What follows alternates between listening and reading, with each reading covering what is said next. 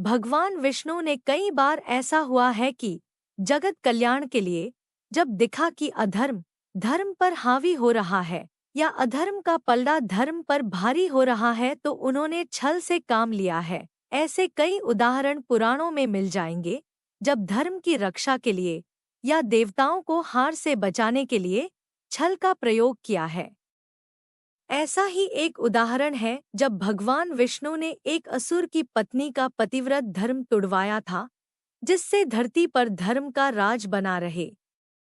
पुराणों के अनुसार एक बार भगवान शंकर के तीसरे नेत्र की ज्योति समुद्र में जा गिरी, जिससे एक बालक की उत्पत्ति हुई। उस बालक का पालन पोषण शुक्राचार्य ने किया और उसका नाम जलंधर रखा। जलंधर असुर शिव का अंश था, लेकिन उसे इसका पता नहीं था। जलंधर बहुत ही शक्तिशाली असुर था। इंद्र को पराजित कर जलंधर तीनों लोकों का स्वामी बन बैठा था। यहाँ तक कि यमराज भी उससे डरते थे। माना जाता है कि जलंधर में अपार शक्ति थी और उसकी शक्ति का कारण थी उसकी पत्नी वृंदा। जलंधर का विवाह राक्षस कालनेमी की पुत्री राक्षसी वृंदा से हुआ था। वृंदा के पतिव्रत धर्म के कारण सभी देवी देवता मिलकर भी जलंधर को पराजित नहीं कर पा रहे थे। जलंधर को इससे अपने शक्तिशाली होने का अभिमान हो गया और वह वृंदा के पतिव्रत धर्म की अवहेलना करके देवताओं के विरुद्ध कार्य कर उनकी स्त्रियों को सताने लगा।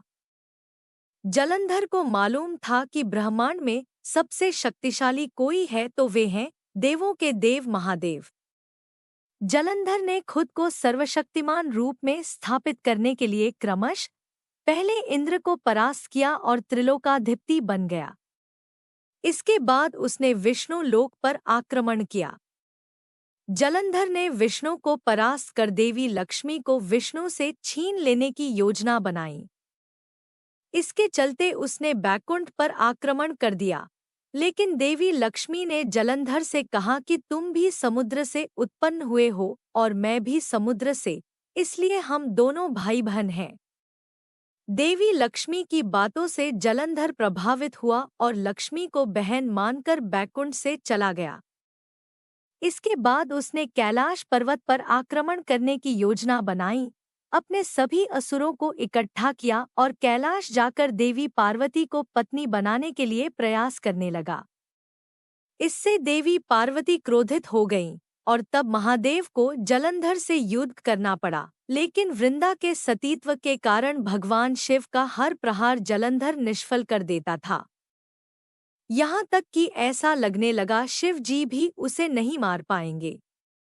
अंत में देवताओं ने मिलकर एक योजना बनाई और भगवान विष्णु जलंधर का वेश धारण करके वृंदा के पास पहुंच गए। वृंदा भगवान विष्णु को अपना पति जलंधर समझकर उनके साथ पत्नी के समान व्यवहार करने लगी। इससे वृंदा का पतिव्रत धर्म टूट गया और शिव ने जलंधर का वध कर दिया। विष्णु भगवान द्वारा सतीत्व भंग किए जाने पर वृंदा ने आत्मदाह कर लिया।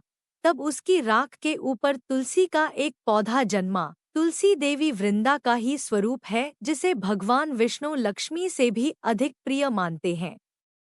भारत के पंजाब प्रांत में वर्तमान जालंधर नगर जलंधर के नाम पर ही रखा गया है।